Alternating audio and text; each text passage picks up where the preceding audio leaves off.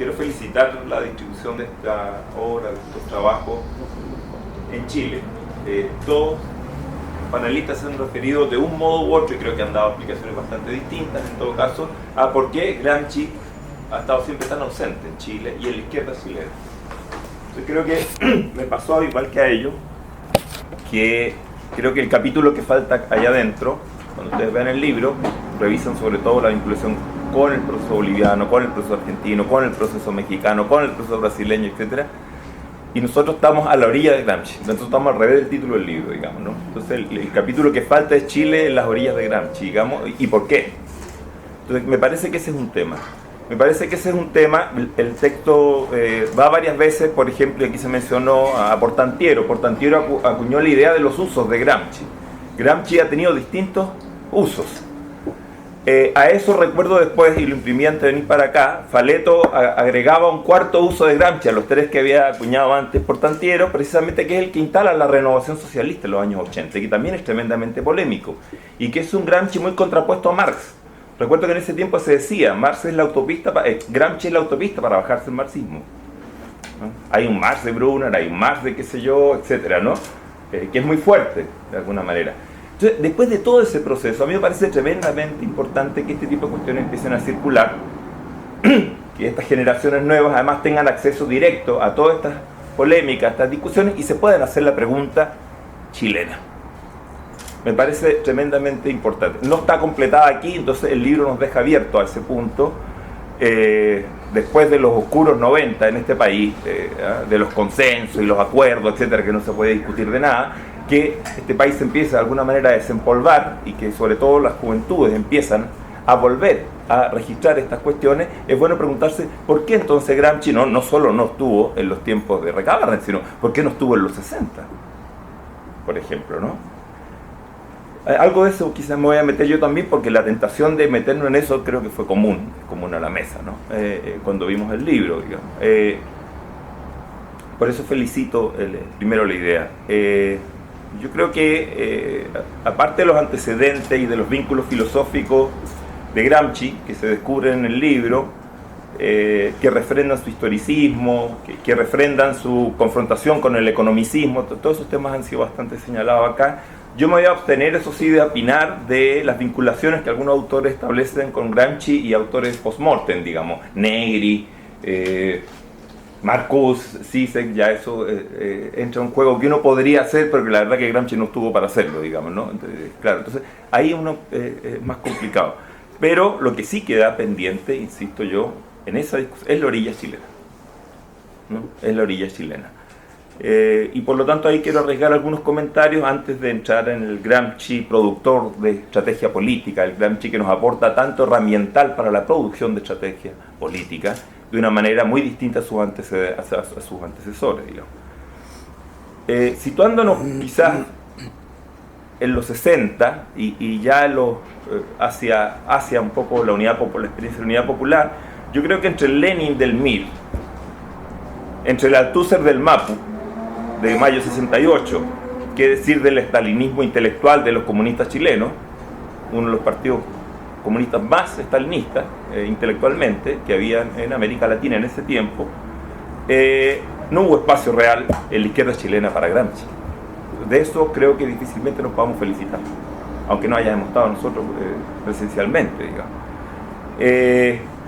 Agrego, aunque no es el tema de su obra, como no lo hubo tampoco para Lukács. Lukács también es un pensador que viene también de una idea de un marxismo poco estructuralista o no estructural, poco economicista, que tampoco tiene espacio. Fíjense, casualidad. En fin, no hay mucho espacio para un marxismo no estructuralista en la izquierda chilena, en nuestra historia me refiero. Además, a eso agregaría la influencia de otro estructuralismo, el estructuralismo que aquí no se ha mencionado, de la CEPAL, cepalino, que tiende a reforzar, sobre todo en el diálogo con los dependentistas en ese momento, la vinculación con el tema económico. Y por lo tanto hace más difícil todavía el desembarco de un pensamiento como el de Gramsci, digamos, de alguna manera. Porque tienden a refrendar las dimensiones económicas y en particular las dimensiones materiales del proceso social, ¿no? Y de ahí hay un reduccionismo entonces en el pensamiento de la izquierda chilena, de la cual me parece que es importante que de manera crítica las nuevas generaciones se hagan cargo, busquen sus propias respuestas. En cambio, fíjense, no estaba en la atención, lo dice Nelson Coutinho, pero además es de sobra conocido, en la atención de los brasileños estaba Lukács. Estaba Frankfurt, que aquí tampoco sonaba, en general. El primer Frankfurt, el Frankfurt de Adorno, el Frankfurt de Horkheimer, aquí tampoco entraba, o entraba muy poco. Y si no, nos entraba un poco más la crisis, el hombre unidimensional, etcétera, pero más Marcuse, más leído por la Vuelta de París, digamos, ¿no? Pero no esas discusiones originarias. Ese Frankfurt que además es discípulo de Lukács, ¿no? Y que son marxismos críticos que ya están surgiendo en esos años, en los 20, y que son los marxismos posteriores incluso a la Revolución Rusa, al fracaso de la Revolución Alemana, al fracaso de la Revolución italiana en este caso, ¿no? Esa idea de Gramsci, vamos, un poco como el intelectual de la derrota, que también se entrega con mucha fuerza después, ¿no? Entonces, hay, ya se mencionó acá, un intento en Chile de plantear un Gramsci leninista, pero en general lo poco que llega, y llega tarde, llega a algunos círculos chilenos en clave revista Pasado y Presente, y también llegaría en clave un poco los usos de Gramsci, o sea, portantiero, digamos, a la gente que en ese momento se vincula, pero es minoritaria dentro de la izquierda chilena. Y luego de eso, entonces la discusión que no llega es la discusión crítica de la Revolución Rusa. No la perdimos, o sea, yo no estaba presente físicamente, digo, como izquierda, ¿no? La discusión crítica de la Revolución Rusa, que se apuntó acá, que abre Gramsci, incluso también la discusión crítica que abre la propia Rosa Luxemburgo sobre la Revolución Rusa, también la perdimos.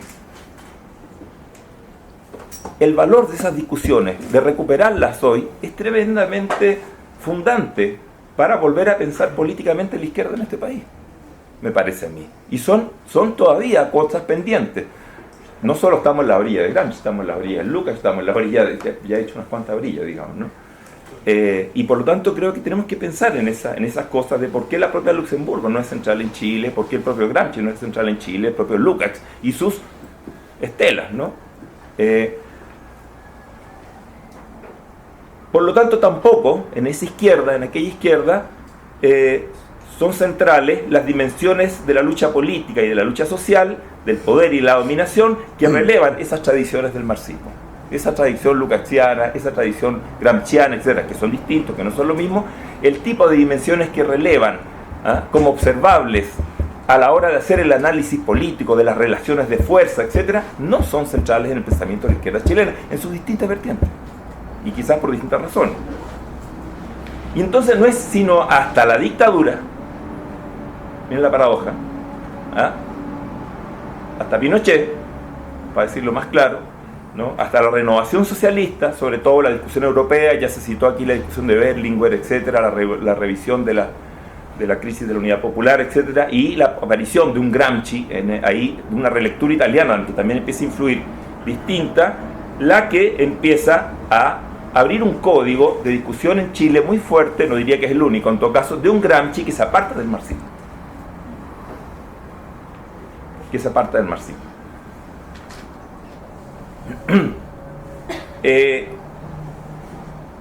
Y que la izquierda chilena entonces entra por esa vía sobre todo a empezar a hurgar en Gramsci. Y voy a citar ahí el otro día lo decía Garretón, pero citando a Perry Anderson también, o sea, pasamos de un determinismo material a un determinismo culturalista, de un determinismo materialista a un determinismo culturalista, ¿no? De un bandazo al otro. De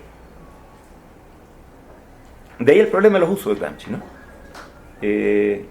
Incluso por años en Chile, yo creo que esto quizás puede ser extraño a ustedes, por años la izquierda radical en Chile, la izquierda más radical, en los años 80 y durante los años 90, le resultaba pecaminoso referirse a Gramsci, porque era sinónimo de ser renovado.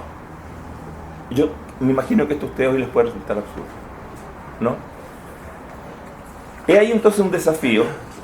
Yo agrego brevemente, no quiero alargarme, el problema de la desvinculación de la obra de Gramsci con la lucha política concreta que libró el autor. no es un secreto que la obra de Gramsci es tremendamente fragmentaria, por las razones además biográficas que se conocen, en fin, no quiero alargarnos en eso, pero eso también estimula una consideración muy fragmentada de la obra, la permite, incluso que pueda ser manipulada sus contribuciones. Es una obra, Portantiero lo señala mucho, se recupera acá en el libro, forjada en un contexto de derrota, pero forjada en un contexto de derrota para repensar en la derrota, repensar la teoría y repensar la estrategia para recomponer la ofensiva política. Eso es lo que hace gigante, me parece a mí, a este hombre como a ningún otro. Porque lo hace en medio de la derrota, lo hace en medio del ascenso al fascismo, ¿no? A mí me retumbaba también la frase que dijo Antonio de, ¿no? Este cerebro, ¿no?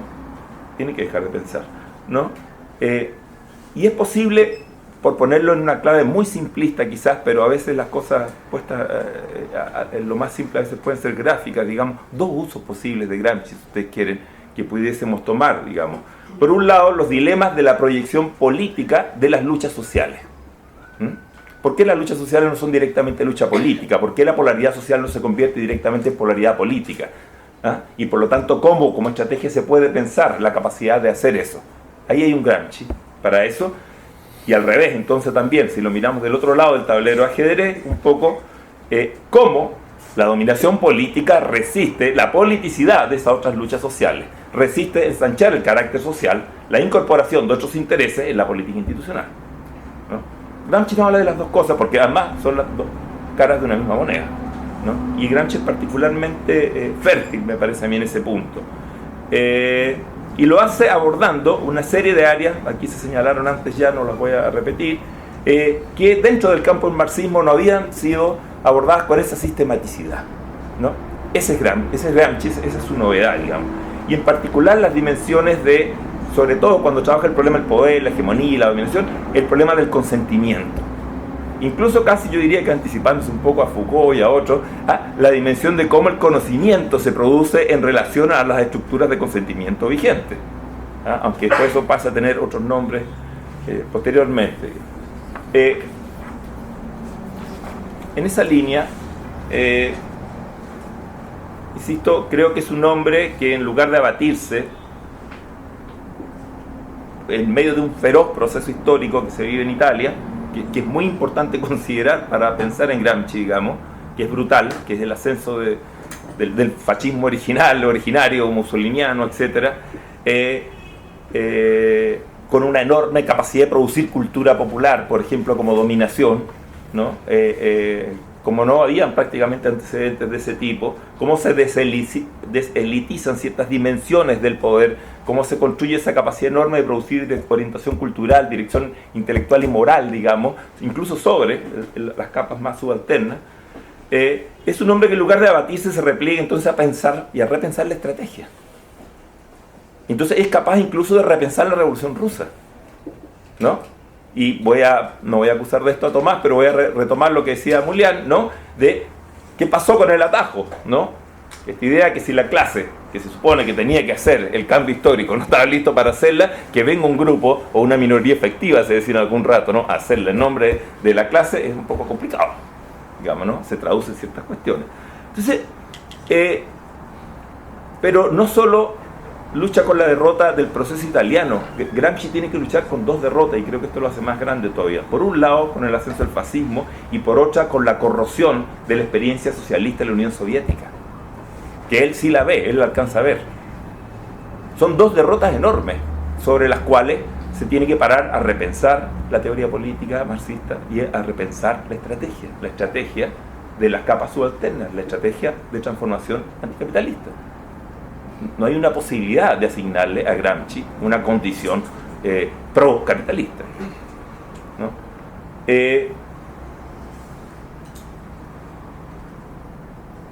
En eso entonces, cuando produce una teoría política para los dominados. Aquí voy a decir un poco como Habermas, conocimiento e interés, digamos, no están desvinculados. Entonces, su teoría sobre el Estado es a la vez una teoría sobre cómo construir la crisis de ese Estado. Su teoría sobre la política predominante institucional es también una teoría pensada para construir la crisis de esa política predominante y sus capacidades de exclusión. Ese es Gramsci todo el tiempo, me parece a mí. De ahí que algunas sugerencias de él que son tan centrales, la lucha política más allá de la lucha institucional, por ejemplo, ¿no? Como un espacio mucho más diseminado del poder, las trincheras, etcétera, se han mencionado acá, dentro de la sociedad. El poder enemigo más allá de la coerción, el poder enemigo más allá del imperio puro y simple de la fuerza. Es decir, como un poder que además es capaz no solo de evitar lo que no quiere, sino también de producir lo que quiere, ¿no? Y la construcción de contrahegemonía, la construcción de contrapoderes a lo largo de toda la lucha transformadora, y no como un momento reducido al acto del asalto al poder, al asalto de la toma de poder del Estado.